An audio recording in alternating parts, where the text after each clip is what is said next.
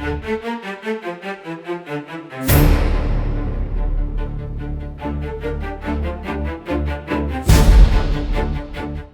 అండి, అందరికీ నమస్కారం.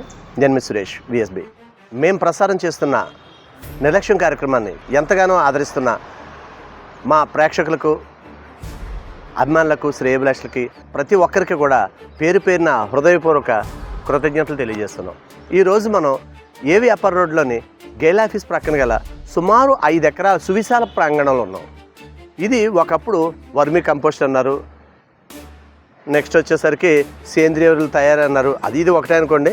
నెక్స్ట్ సేంద్రీయ వ్యవసాయం ద్వారా ఒక మంచి ఇనిషియేటివ్ తీసుకుని కూరగాయలు పండించి ప్రజాక్షేమమే మా లక్ష్యం, ప్రజారోగ్యమే మా అంతిమ లక్ష్యం అంటూ ప్రగల్భాలు పలికి అంటే సుమారు లక్షలాది రూపాయలు వెచ్చించి ఒక ప్రయత్నం అయితే చేశారు. కొన్ని రోజులేమండో తర్వాత అయితే చేయలేదు, దాన్ని వదిలేశారు. ప్రస్తుతం మీరు చూస్తున్నారు ఇక్కడ ఏవైతే వుడ్ ఉందో ఇది సెంట్రల్ జైలు పార్క్ ఉంది కదా, ఆ పార్కులో కూలిన చింత వృక్షానికి సంబంధించినవి. వాటిని సేల్ చేసేయచ్చు, ఎంతో కొంత వస్తుంది.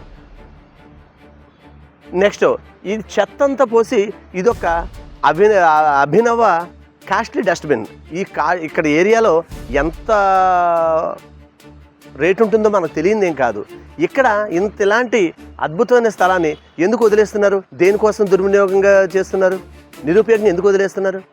మరి ఒకసారి అధికారులు కాస్త బాధ్యతగా ప్రజలు కట్టే పన్నులతో మనం జీతాలు తీసుకుంటున్నామనే మినిమం కామన్ సెన్స్ మనకుంటే బాగుంటుందని, మనకంటే అందరికీ కూడా ప్రజల అభిప్రాయం. మరి ప్రజాభిప్రాయం గౌరవించి దీన్ని సద్వినియోగపరచండి. పార్కులు పెట్టడం కాదు, ఈట్ స్ట్రీట్ లాంటిది పెట్టండి. ఒక నిరుద్యోగులు చాలామంది ఉన్నారు, వాళ్ళు ఏదైనా వ్యాపారాలు చేసుకుంటారు. అంతే తప్పించి మీరు పార్కులు పెడితే మందు కొడతానికి ఉపయోగపడుతున్నాయి.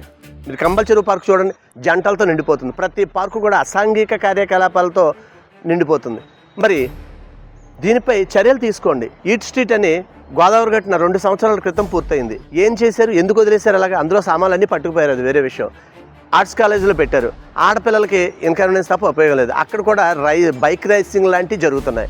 అలాంటి ఈట్ స్ట్రీట్ ఇలాంటి ప్లేస్లో పెడితే సుమారు మీ పేరు చెప్పుకుని, ఎందుకంటే దయాదర్ భిక్షం కింద ఉంది, మీ పేరు చెప్పుకుని కనీసం ఒక 50 మంది స్టాల్స్ పెడితే ఈ ఏరియా అభివృద్ధి చెందడంతో పాటుగా ఖచ్చితంగా కొంతమంది నిరుద్యోగులకు ఉపాధి అవకాశంగా మారుతుందనే దానిలో ఏ విధమైన సందేహం లేదు. దయచేసి 10 మందికి ఉపయోగపడే పని చేస్తారని కోరుకుంటూ మీ విఎస్బి సురేష్.